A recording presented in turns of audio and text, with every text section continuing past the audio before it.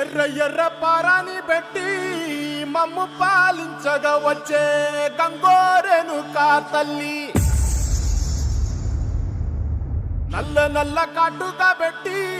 మమ్ముదయ చూడగా వచ్చే గంగోరెను కా తల్లి కల్లు కల్లు గజలు కట్టి మమ్ము నడిపించగా వచ్చే గంగోరెను కా తల్లి